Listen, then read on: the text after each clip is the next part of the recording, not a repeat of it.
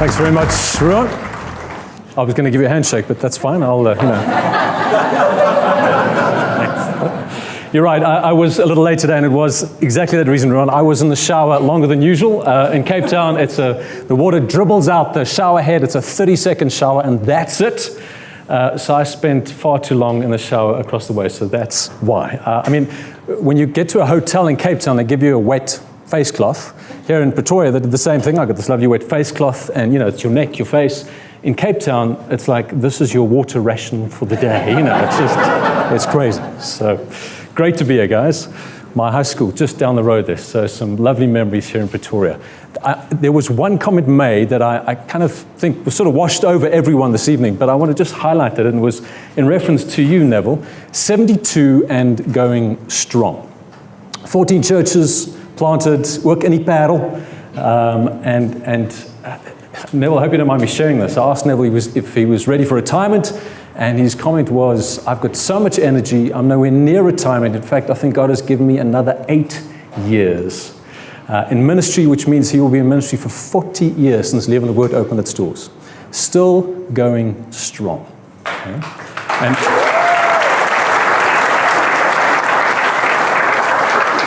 And that's what I wanted to talk to tonight. Last week, Bill Hybels, many of you would have heard of Bill Hybels, was asked a question by his congregation in the evening. It was a Grill Bill series. In fact, he called it a Kill Bill series, but it's a Grill Bill series. Ask him any question. One question he was asked was this: what question would you like to ask your late father that you didn't ask him? And this was his question. He said, Dad, why didn't you take your health seriously? He died at 52. He says, Dad, all those years, what a tragic waste. Influence in my life, my children's life, my grandkids' life. Where were you?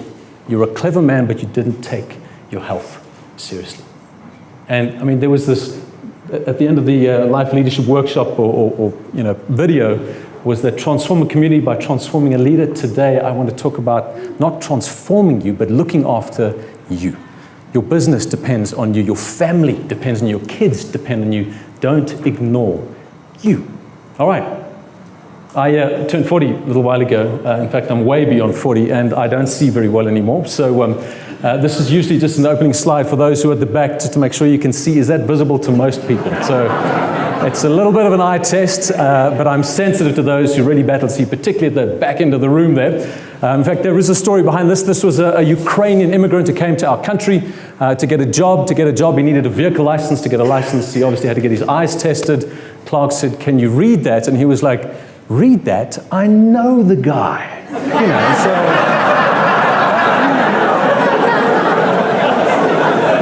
If you recognize that, there might be, Ukrainian blood in you. Good. It's the 23rd of January. How many of you have still held on to your New Year's resolutions? Yeah, no. Wow, really? I'm impressed. Did you have any? Is the question I'm asking. What's the number one New Year's resolution anywhere in the world? Other than not to break plates. Any ideas? Number one New Year's resolution? Lose weight. Absolutely. Has it worked? No, it hasn't worked. Since 1980, the world obesity rates have doubled. All right, doubled. In 2014, the World Health Organization did a huge survey that showed that 40% of the world's population, adult population, are overweight or obese. 40%. Do you know what the statistic in South Africa is? 62%. All right? Yeah, I see some ohs. It's true. 2 out of 3 South Africans should not and cannot go skinny dipping. Okay, that's just kind of Is it a real problem? Being overweight, honestly. Really? A few extra kilograms? It is. And I'll tell you why. Being overweight shortens your lifespan. It shortens life expectancy. One study showed by as much as a decade, 10 years of influencing your family, rubbing off on your grandkids. It's 10 years. The hard statistic is, when last did you see an overweight old person? There's a really practical. But again, I'm going to challenge you tonight, so don't feel offended in any way. Here's a lady that I want to introduce you to who was the oldest documented person to have lived. You can kind of click through Barry. It looks like my click is not working. Her name was Jean-Louise Calmar. All right, oldest lady that ever lived, died at the age of 122. All right, 50 years to go to get to that. 122. Grew up in France. Remember the Eiffel Tower being erected. Remember a mean old man coming to buy paint from her father, a man called Van Gogh. She rode a bike until the age of 100. So all you cyclists out there. She quit smoking at the age of 115.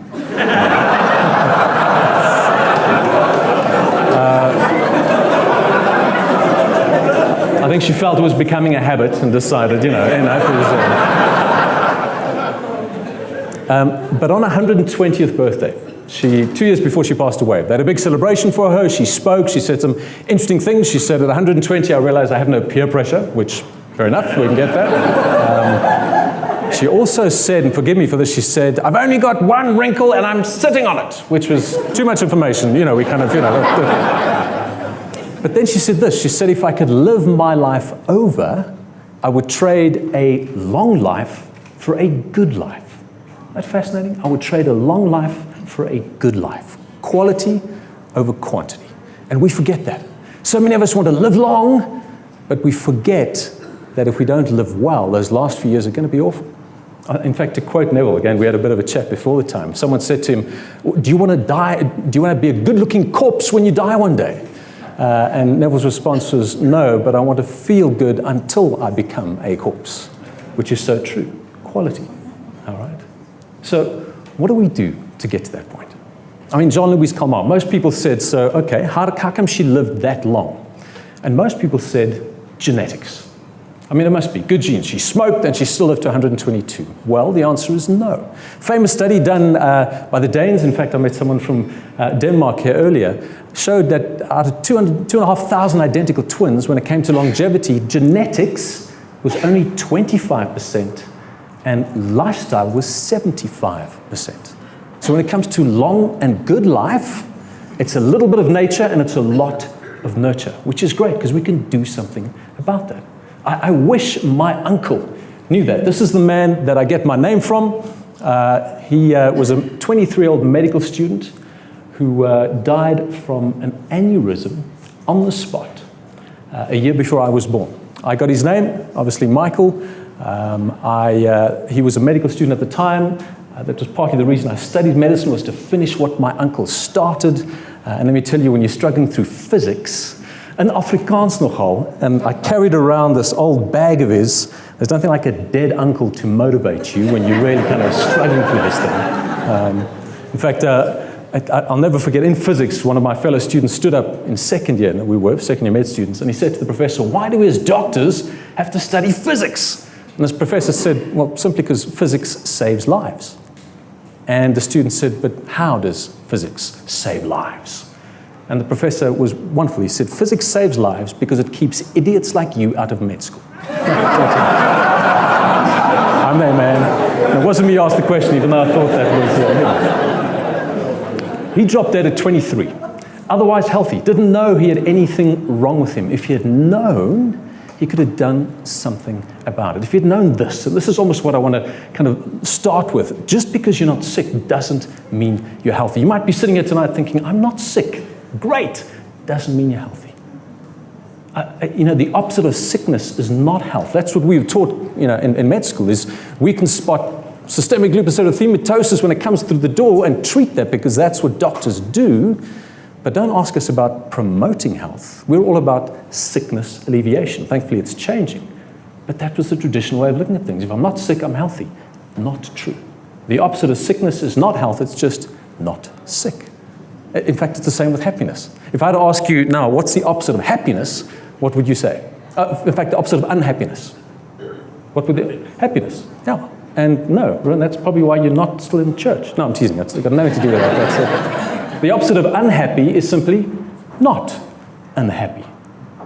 I mean, if you think about that, and if the opposite of unhappy was happy, then technically I could go bang my head against this pillar until I was unhappy, just so I could stop to become happy, which makes no sense at all. And some of you are starting to think, okay, let's get to the snacks, because, but it's an important point. I mean, if I had to put it to you another way, if you had a very badly sprained ankle, would you be unhappy with a sprained ankle? I think most of us would be. So how many of us honestly got up this morning, felt our ankles and went, dear God, thank you for my healthy ankles. I feel so happy. No one, I hope no one did, Because the fact that you have healthy ankles doesn't make you happy, it just makes you not unhappy. You with me?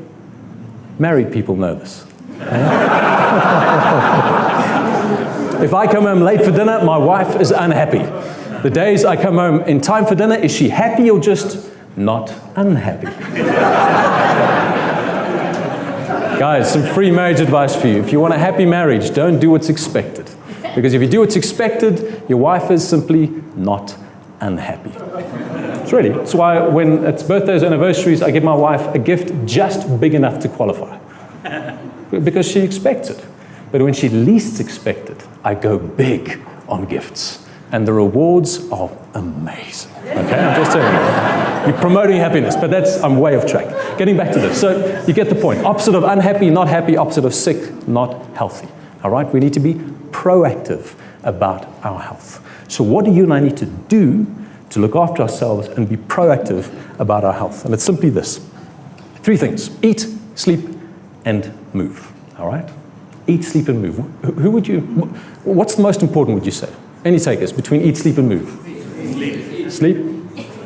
No. Move. Would you believe it? Exercise is the most important thing we can do when it comes to our health. Eating, I apologize, from the medical fraternity, we've confused everybody. Think about it. In the past, eggs were the worst thing you could eat, and now they are the best thing you can eat. All right? Fat was the enemy number one. Now, if you don't have 70% of your diet in fat, you're doing yourself a disservice. So, it's so confusing. I get that. So here are the basic rules when it comes to eating healthily. Eat more real food, eat less junk food. It's simple as that. More real food, anything that walks, flies, grows, or swims. All right? Nuts, meat, fish, chicken, you name it. Vegetables. Anything that's junk food is really anything that goes ping on the microwave to tell you that it's done, anything that comes out of a box, anything you've got to drive through to eat. Okay? Junk food. Avoid that. That will never change. All right? Sleep. So many people get by or say to me, man, I get by in 5 hours at night, and they wear it like a badge of honor. No. The minimum amount of hours that you and I as adults need is 7 hours of sleep. Any less than that, and we're doing ourselves a disservice. All right? And the key to sleeping, by the way, is consistency. Yes, it's got to be cool, dark, and quiet, so sleep like Batman, but do it consistently. So if you go to bed at 10 o'clock at night and you get up at 5, that's your 7 hours. You've got to do that 7 days a week, Saturday and Sunday. And you're going, what? Yes. Most of us don't, and that's why when we don't, we have the same effect on Monday. We get up all groggy and, it's that jet lag effect, and it's jet lag that we're creating for ourselves by not consistently sleeping. Crazy, eh? So that's sleep. Exercise, guys, that's what I want to focus on tonight. This wonder drug. It maintains our weight, it prevents chronic disease, it boosts immunity and energy and drive and brain power. It's phenomenal. It's free, it's addictive, it's wonderful, but most of us are not getting our daily dose. And the question is why? And the answer, by the way, is also why? Because we don't have a compelling why to exercise. The prayer that I've prayed most my whole life, is a prayer around the dining room table. My father taught it to me, I've taught it to my kids, and it simply goes like this. Dear Lord Jesus, thank you for this lovely food. Please keep us strong and healthy that we might live and love for you. Without even realizing it, that's the why. Deep-seated kind of DNA why. But what's your why to exercise? We'll get to that in a moment. First, the how and the what of exercise, very briefly. And again, I've got Neville right here to kind of confirm and nod. And if you see him doing this, then ignore what I just said. But I trust it's going to be mostly this, Neville. So when it comes to exercise, there are 4 things. How much exercise, what kind of exercise, what intensity, or those 3 things. Fine. Frequency, intensity, nature. Very briefly, how much exercise do we need to do? If you want to run the Comrades Marathon, download a Google train or Google the training program and do that. But if you just want to maintain health, here's what the global recommendations are. 150 minutes of moderate intensity exercise every week. That's all. 2.5 hours. That's half an hour a day, Monday to Friday. Or half that, 75 minutes of vigorous intensity exercise every week, together with 2 days of muscle strengthening exercises. That is not a lot, guys. 2.5 hours. That's the length of a chick flick, kind of. I mean, I suppose it's how long a chick flick feels to a lot of husbands, and you know, you get the point. It's not a lot. And we don't have to do it all at once. You can do it in 10-minute bits. But that's all. Minimum. Is more better? Absolutely. But that's the cup. Okay? So that's how much. How hard is the next question. 3 kind of intensities of exercise: low, moderate, and vigorous. Low intensity exercise is not exercise. Okay? I mean, it just isn't. So ambling, strolling. In fact, there was a lovely study done in South Africa comparing rural kids and urban kids in terms of their health profiles, assuming that because rural kids walked to school, they'd be healthier than urban kids. Turns out, no difference. Why? Because when kids walk to school, they amble. There's no intensity. It's low intensity, so no benefit. Low intensity exercise is not exercise. So you're left with moderate and vigorous. How do you tell the difference? Well, your heart is your intensity monitor. So measure your heart. Do the Rockset thing. Listen to your heart. And you can use a heart rate monitor. You can use all that cool stuff. But there's a very easy way of monitoring that, and that's something called the talk test. All right? If you can, and it goes like this, if you can sing while you're exercising, you're not exercising. Okay? All right. Jeez, I'm getting hot with these lights.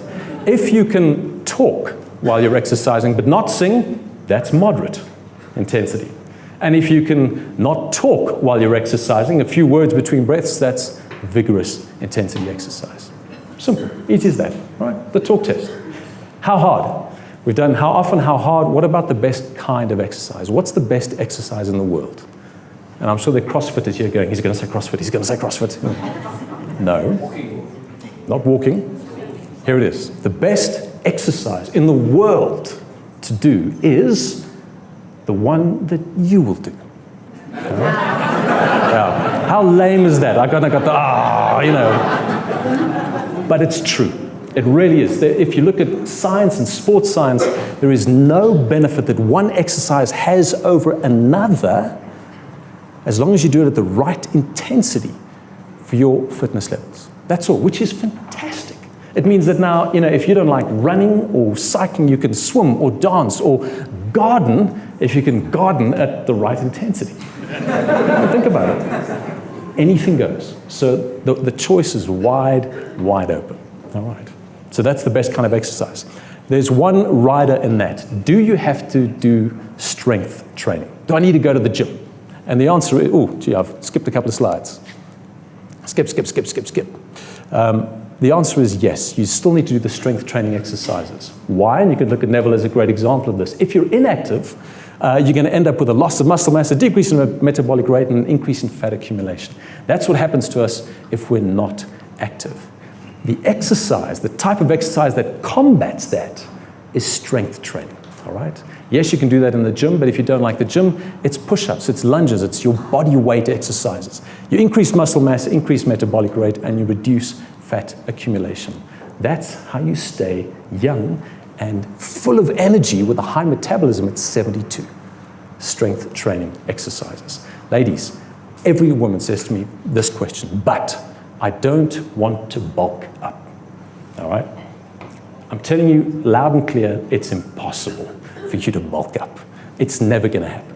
And you can blame your hormones for that, something good for a change. You're never going to look like that because you've got a fraction of the amount of testosterone that we men have in our system. You've got a 1/10 of what we have. And when we exercise, our testosterone spikes. When you exercise, there's no spike. So please, get into the gym, do those strength training exercises without any fear of looking, well, I suppose you might want to look like that, of bulking up or developing hair on your top lip.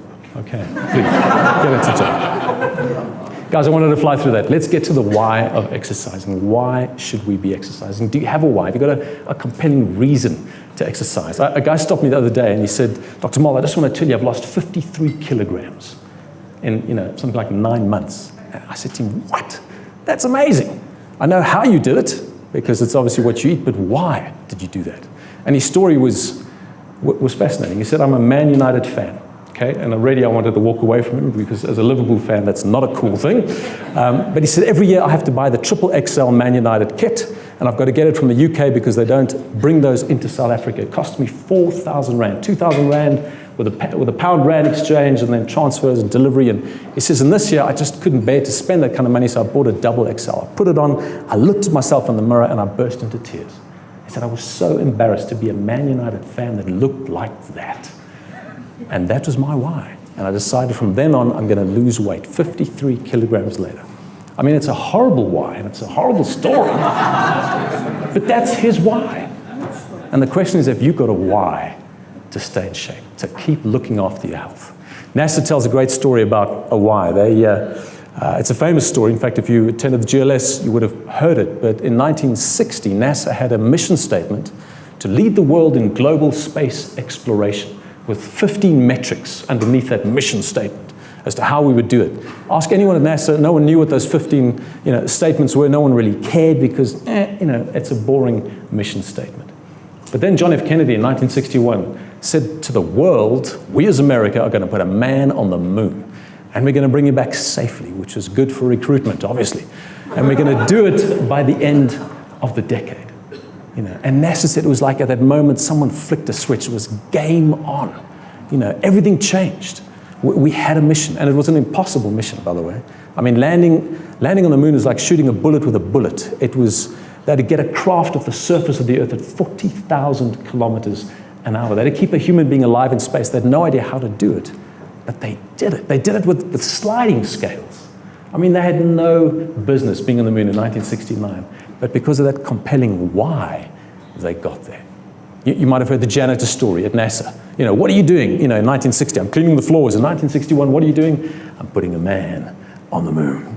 I've got a why. What's your why? What's your reason to keep yourself in shape? This is mine. This is growing up. Neville, you'll be glad to know. A year younger than you are, I think you were saying. The governor of California was my inspiration as a kid. That was the poster that I had on my wall. I've since replaced that poster with this poster. All right?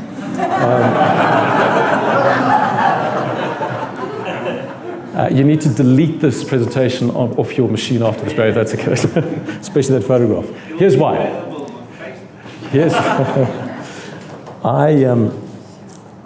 I did my DNA analysis a couple of years ago, and there is a strong connection between overweight or obesity and genetics. All right? It turns out there's one gene, in fact, that's to blame, the FTO gene. All right? That's the obesity gene. Thank you, Mom and Dad, because they gave me that gene. In fact, that's what my DNA analysis, that's just terrible, man. Can you believe that? Barry, that is cruel. So here's what this analysis read, and maybe we share the same gene, Ron, who knows? But it was just saying weight loss may be difficult for you, weight gain is very easy. You have the FTO gene. And I remember when I first read that, I was disheartened. I really was kind of cross with my folks, and I remember slouching on the couch, opening a bag of crisps, going, well, bring it on. That's just my destiny. But it turns out, in doing a little bit of research, your DNA is not your destiny. By living an active lifestyle, I can turn off that gene. I can blunt that gene by being active regularly. So when my alarm goes off in the morning and I don't want to get up to exercise, I've got this little stick, this gene going, I'm gonna get you, and that's my why, which is also a terrible why, but it's not a carrot, it's a stick, but it's mine, and it works for me. And you need to figure out what your why is. So Vivitech is a sponsor of... So what I want to do in the next, and we got, 20 minutes, Ron, but we're going to I want to do a couple of tests on you as you sit here now to try and figure out if you have a good, compelling health reason to exercise and to stay exercising. All right? This guy, very, very famous detective, Sherlock Holmes, loved his stories, loved his books, loved the movies. I'm not sure how many of you know this, but his character was based on a medical doctor. Did you know that? Arthur Conan Doyle, the author of Sherlock Holmes, was a medical doctor himself. He studied in Edinburgh University. He tells a story of how his character was born. He says, I was in a ward round with fellow medical students and Professor Joseph Bell, the professor we studied under in Edinburgh. And a woman walks into the ward round, unknown to the professor, and simply says, good morning. That's it. Stranger, good morning. And the professor looks at her and he says, how was your ferry crossing from Burnt Island? She says, oh, it was fine, thank you. And he says, and where's your other child? She says, I left my other child with my sister in Leith. And he says, and did you take a shortcut to the hospital through the botanical gardens? She says, I did. And he said, and how's work at the linoleum factory? She said, it's fine, thank you. And then he turned to his students and he said, look closely. He said, firstly, when she said good morning, I recognized her Fife accent. And the closest crossing from Fife to Edinburgh is via Burnt Island. And then I noticed the pram that she was pushing was too small for the child that she was with, so there must have been another child. And then if you look at the soles or the clay on the soles of her feet, this thick red clay, you don't find that within 100 miles of Edinburgh, except in the botanical gardens. And if you look really closely, she's got a dermatitis on her fingers, which is typical of linoleum factory workers. And Conan Doyle says Sherlock Holmes was born. Man. Observe, decide, think. So we're going to do a little bit of that observing, deciding, and understanding what that means. And the first thing I want us to do is to measure our resting heart rate. Very simple. That's where you measure it on your wrist. You can measure it around your neck if you want to, but best place for this evening, probably on your wrist. I'm going to give you a countdown, 3, 2, 1. You should hear a beep, hopefully. Otherwise, Barry's going to yell, beep. 15 seconds later, there'll be a second beep. You can stop counting, multiply by 4, and you'll get your resting heart rate. If you have a Fitbit or an Apple Watch, that should be telling what it is currently anyway. So, are you guys ready? Here goes. 3, 2, 1. Thank you. That was a great beep. All right. So make sure the best time, by the way, to measure your resting heart rate is after you've woken up, before you've gotten up out of bed. Okay, multiply that by 4, and that should be your resting heart rate, your beats per minute. Here's what's significant about that. Your heart has to beat 5 liters of blood through your body every minute. An efficient heart will do that in 55 beats per minute, an inefficient heart in 85 beats per minute. Okay? Now, why did I use those two variables? Simply because if you go to your GP today and your heart rate is under 100, it's fine. And I'm telling you, it's not fine. There's a big difference between 85 beats per minute and 55 beats per minute. In fact, there's 30 beats difference. And if you think about it, the heart beating at 85 beats per minute has to work harder, has got less time to recover, and burns more energy, so it's not going to last as long. I mean, this is not rocket science. There's a lovely illustration in nature. This is the hummingbird. Hummingbird has an average heart rate of 350 beats per minute and lives for about 3 years. Okay? The turtle has an average heart rate of 7 beats per minute. And if you've ever watched Nemo, Finding Nemo, lives to 150 years. Okay? The kicker here is that both those animals have, on average, the same number of heartbeats in their lifetime. Only one lives 3 years, the other 150 years. It's the same with you and I. A slow, efficient heart is going to last much longer than a faster heart rate. All right? So how do you slow your heart down? How do you get your heart down to as low as possible? Quite simply, move, exercise. Your heart's a muscle. It's like a bicep. The more you work it, the stronger it gets, the more efficient it gets. It's going to last longer. All right? Exercise slows your heart rate down. Simple as that. Next little test I want us to do, all right, is I need you to stand up with your feet together, keeping your legs straight, and I want you to bend over and try and touch your toes, and go beyond your toes if you can. Curl your fingers up, all right? That's going to be a measure. I'll tell you what it measures now, so just do that. What you've just done, ladies and gentlemen, is you've just assessed your risk for a heart attack and a stroke, okay? And here's why.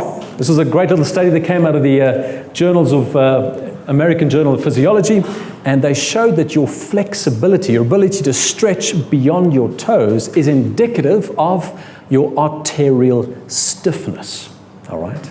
And arterial stiffness is a precursor to heart disease and stroke, all right? So the stiffer you are, the more likely you've got arterial stiffness, all right? And you might say to me, Michael, as you get older, everything gets stiffer anyway. Not everything, I suppose, but most things are getting stiffer. What's that? Wow.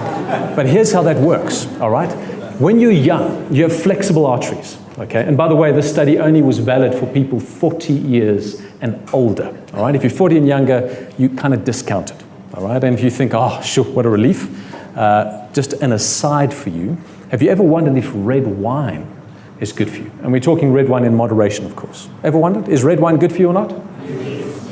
Yeah, but you guys, I mean, is that an opinion or is that fact? Is what I'm asking. I think everyone's like, it's got to be. Let me give you fact. All I'm sharing to you today is only fact. This is not opinion. When it comes to the question, is red wine good for you or not? The answer is, according to science, it depends. Okay? It depends on your age as you sip your white wine.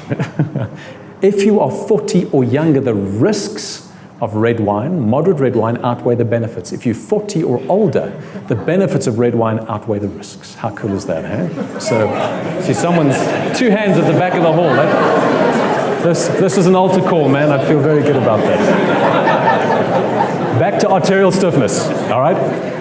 Flexible, healthy arteries when you're young. As you get older, those arteries stiffen up.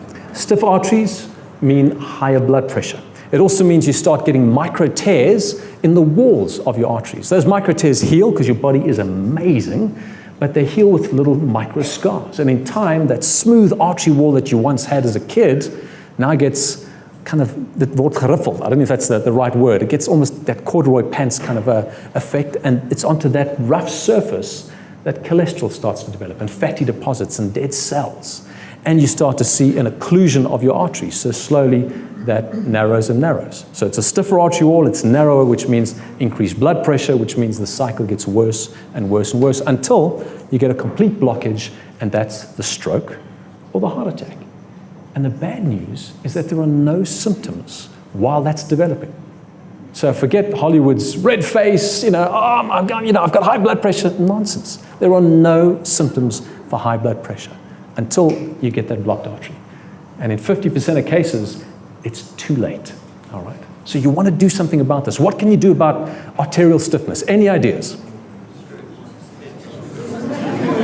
I'm going to ask this question 3 or 4 more times, and the answer, ladies and gentlemen, is exercise, okay? I'm just giving it to you up front. So what can we do for arterial stiffness? Exercise, yes. What does it do? Exercise delays the onset of arterial stiffness, all right? It doesn't prevent it, it can't reverse it.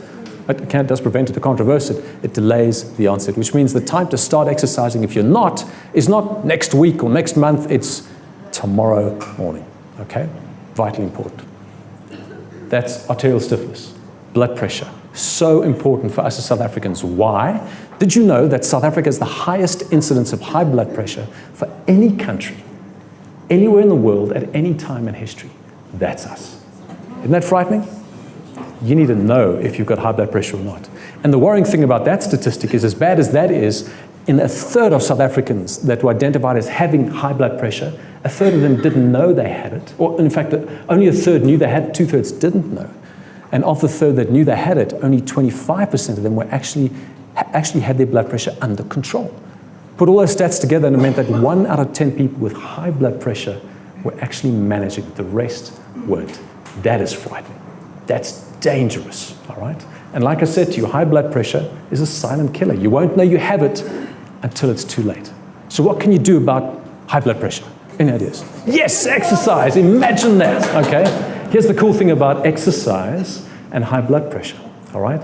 Arterial stiffness can be delayed by exercise. Do you know that exercise can reverse high blood pressure? If you have high blood pressure, as you're sitting here right now, exercise can reverse that, all right? Don't go for your meds just yet. Start exercising, monitor your blood pressure. You'll be amazed.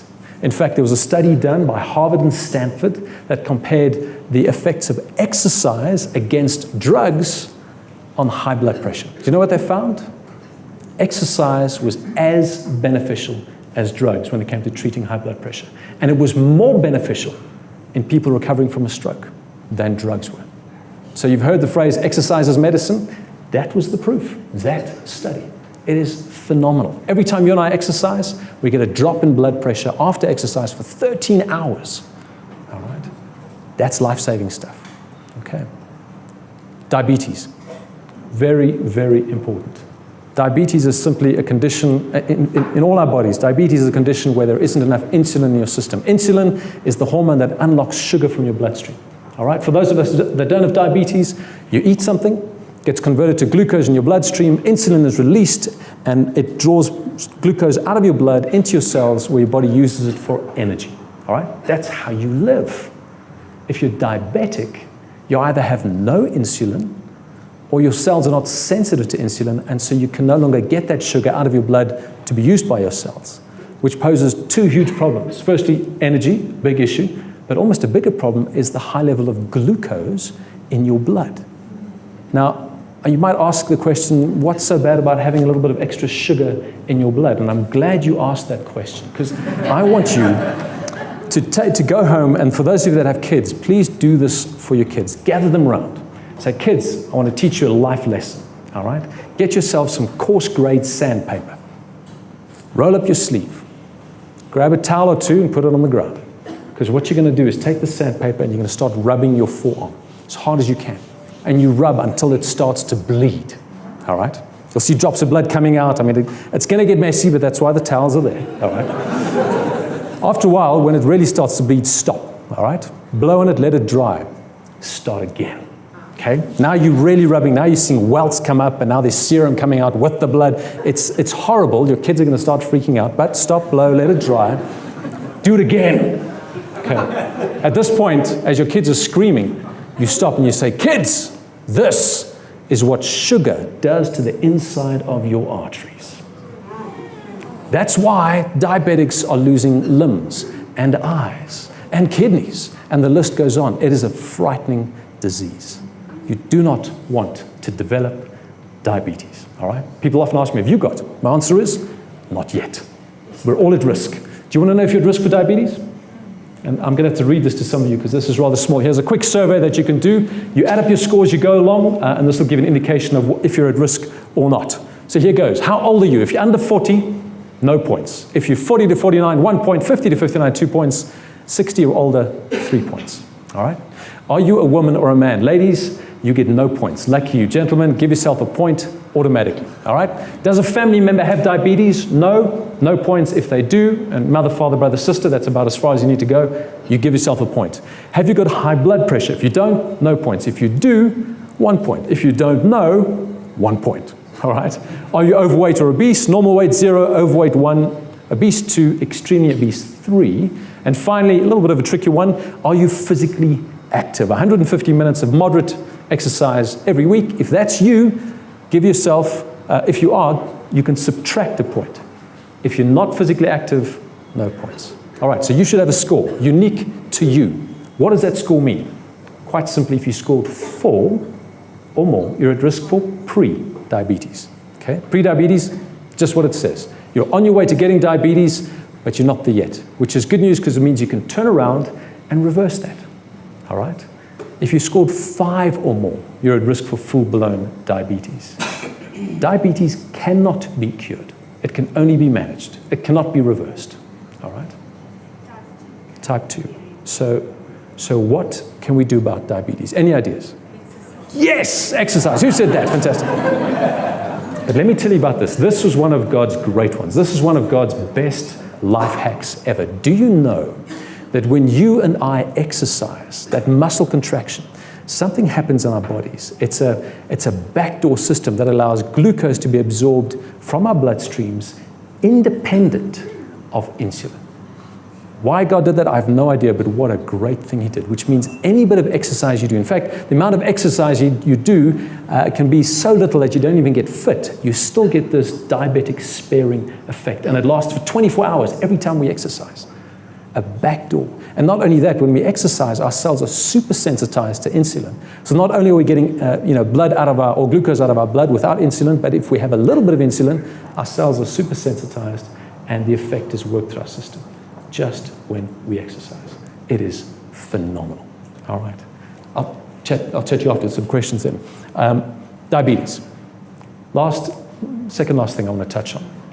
World Health Organization says this is the condition, one condition that robs more adults of more productive years of their life. Any idea what the condition is? I'll give you a clue. It's not diabetes. It's not dandruff. Okay. Not Alzheimer's. Depression and anxiety robs more people of more productive years of their life than any other condition. Do you know what the statistics in our country are? 1 in 6 people have depression or anxiety. 1 in 6. So if that's you, and there are a lot of us in the room today, you're not out of the ordinary, you're the new ordinary. And even though those statistics are so high, there's still the stigma attached to depression. And the irony is this: if you have an infected appendix, what do you say? You say, I have appendicitis, or do you say, I am appendicitis? You say, I have appendicitis. But when we have depression, what do we say? We say, I am depressed. It's as though this disease defines us. It doesn't. It's just a disease that can be managed and treated. I have depression. And here's what I can do about it. So before we get to that, are you at risk? Could this be you? Some New Zealand scientists a year ago came out with a study that showed two questions, just two questions, gave them 97% accuracy when it came to predicting anxiety or depression. And it was simply this: during the past month, have you often been bothered by feeling down, depressed, or hopeless? Or during the past month, have you often been bothered by little interest or pleasure in doing things? If that's you, who knows? Maybe you are affected by depression. The question I'm asking tonight is, what can we do about it? And yes, Ron, fantastic, man. You know, you shot that in there. You're going to be so sick and tired of that answer. It's like, oh, please, not again. Stop asking us the question. You've heard of happy hormones. You've heard of the runner's high. Endorphins that we produce when we exercise. It's not only for runners, it's for any kind of exercise. We produce these wonderful little neurotransmitters. They're painkillers. They make us feel good. The question is, how effective are they against something like depression? Again, I'm so glad you asked. A study was done comparing endorphins with Prozac. Not just antidepressive drugs, Prozac. Do you know what they found? No statistical difference. In fact, no, I lie. They found that exercise was more beneficial than Prozac when it came to treating mild to moderate depression. Can you believe that? I mean, there's just so much reason to get up and get moving to look after ourselves. See, that slide wasn't meant to be in there, but very briefly, I know from personal experience how hard it is to ask someone who is feeling depressed or battling with depression to go and exercise because they don't feel like it. In fact, most people say to me, geez, at the end of my day, I'm so tired, I've got no energy to exercise, I just can't. Well, there's an answer for that too. Any idea what the answer is? Every time you exercise, all right, your body has got little things called mitochondria in every single cell. Those mitochondria produce ATP, the sort of currency of energy, if you like. Every time you exercise, your body builds more energy factories, more mitochondria. So the more you exercise, the more energy you get. Why do you think Neville at 72 has still got so much energy? Because he exercises. Ask him what his routine is. That energy just keeps coming and he's creating it. All right? You can do the same. Last thing, and this is the string that someone so, painstakingly cut up. So I thought if I could skip this, but you'd kill me if I skipped it. So we're going to talk about daai probleem, daai vooruitstrevende probleem. All right? Did I get it right? Okay? All right. I'm talking about fat. All right? About that extra padding we carry around with us. I'm telling you now, don't worry about anywhere where fat is in your body except in one place. It's belly fat. Okay? I mean, we try and hide fat in all sorts of places. The only place you need to be concerned from a health perspective is this beer boop, the muffin top, the executive overhang, whatever you want to call it, that's dangerous. All right? And here's why it's dangerous. That fat around your belly is not the fat below your skin that's the issue. It's the fat that's in between your organs. We call it visceral fat, belly fat. That's the dangerous fat. It's not just fat. It's almost an organ in itself. It's churning out fatty acids and hormones, and it's wreaking havoc with your insulin metabolism, and it's pushing you towards something called metabolic syndrome, and it's inside you. Remember that movie Aliens? It's worse than that, all right? I mean, this is horrible. Belly fat you do not want, all right? It is the enemy within. How do you know if you've got too much belly fat or not? That's what the string is for, all right? Let me tell you how to do it quickly, and then we're going to do it. So you'll need a credit card for this, and you'll need a string. Ideally, you want to do this naked, not tonight, okay? Just not. You don't want too many layers of clothing, obviously, over your belly, but here's where you measure it, all right? If you can't see me at the back, I'll kind of speak out, but the midpoint between your hip, the top of your hip and your lowest rib, is where you're going to start. So midpoint there, you're going to take it around your waist. It's got to be parallel to the floor, all right? It usually passes just above your navel, your belly button. Stand with your feet together, breathe out, and measure your waist circumference with your string, all right? So there it is. That would be my waist circumference. Then you take out your credit card, okay? It can be MasterCard, it can be Visa, it doesn't matter, all right? I did, yeah, I got one here. And here's what you do. So that's my waist circumference, all right? Take your credit card, start at the bottom of your credit card, and lengthways, start winding your string around your credit card. For every time you wind around the face of a card, the front or the back, you count 1. So that'll be 1, 2, 3, 4, 5, 6, etc. All right? You wind it all the way around your credit card until you get to the end of your credit card, and once you've done, I will tell you how many times you are safely allowed to wind your string around your credit card. Okay? Let's do that. 30 seconds. Let's quickly kind of wind it around your waist, check your waist circumference, wind it around your card, and I'll tell you how many times it's safe.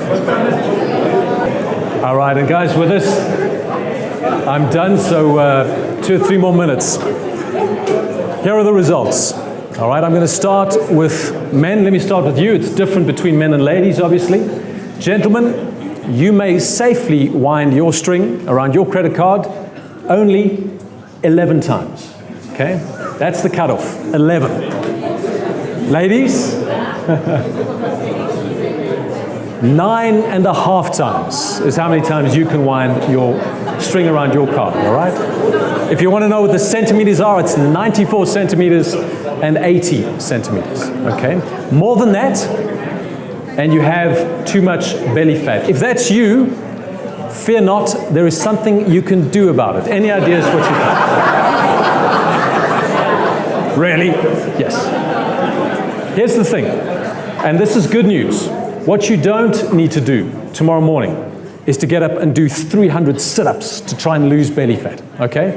Your body doesn't lose fat in a particular place. We call that spot reduction. It doesn't work. Your body loses fat in an overall body phenomenon. So the thing to do tomorrow morning is not the 300 sit-ups. The thing to do tomorrow morning is that exercise that you just love doing at the right intensity or a high intensity, and that way you'll lose fat. And the good news is this, because that belly fat is so metabolically active, it's the first kind of fat that you'll lose. So even if you start exercising and you're not seeing much of a difference and you're not seeing much difference in your weight, know that your belly fat is being reduced. The fat in between your organs is getting less and less. And significantly so. If you lose just 5 to 10% of your body weight, you're losing 30% of belly fat. And let me tell you, you're saving yourself if you do that. Okay? So BMI tells you that you've got too much fat. It doesn't tell you where. I'm telling you the best thing to do is to measure your waist circumference, because that tells you where you've got too much fat, and that makes the difference. All right, I'm done. Wow, that shouldn't have done that. Last thing. On a serious note, it sounds funny to say on a serious note, the question I've asked is, what can we do? The answer has been exercise. It's almost a cure-all for all things. If you're looking after yourself, just move more. But there's one thing that exercise doesn't help with, all right? And you'd be surprised what it is. There's one thing that you and I do, most of us, and I'm making an assumption here, that is killing us. Yes, someone said it there. Hang on, we sit too much. We sit far too much. There was a study that came out in September this year, so it's as recent as that. And there's been a whole slew of studies, but that one in particular showed that if we sit for extended periods of time, more than 90 minutes at a time, our risk of a shortened life expectancy is double that of someone who sits for less than 90 minutes at a time. And just think for a moment how much you and I sit. I mean, you get up in the mornings, you sit down for breakfast, you get into your car, you sit in traffic, you get to work, you sit at your desk. If you're lucky to sneak out and watch your kids play sport, you sit in the sidelines or sit in the stands. You sit at your desk again, you sit in traffic on the way home, you sit and watch a bit of TV. We sit for an average 9 hours a day, and it is killing us. In fact, you might have heard of the phrase, sitting is the new smoking. Have you heard that? That was a crazy study that showed that for every cigarette someone smokes, they shorten their life by 11 minutes. For every hour that you sit, you shorten your life by 22 minutes. So sitting is the new smoking. In fact, it might even be safer to get up more regularly and smoke than it is to say, no, I'm not even. Forget I even said that. Here's the clanger. So even if you exercise 7 days a week and you're active, but you still sit for extended periods of time, you're still at risk for that same shortened life expectancy. So exercise doesn't help with prolonged sitting. The only thing that does is moving more. The American Heart Association simply said this, sit less, move more, which is so vague, it's not helpful. So here's what you need to do, all right? Take that Fitbit that you have, the jawbone, whatever you've got around your wrist. Oh, Richard, where's Richard? He's gonna give me such a hard time for this. Sorry about this, man, but I'm making a point here. Take that Fitbit off, attach it to your creepy crawly, all right?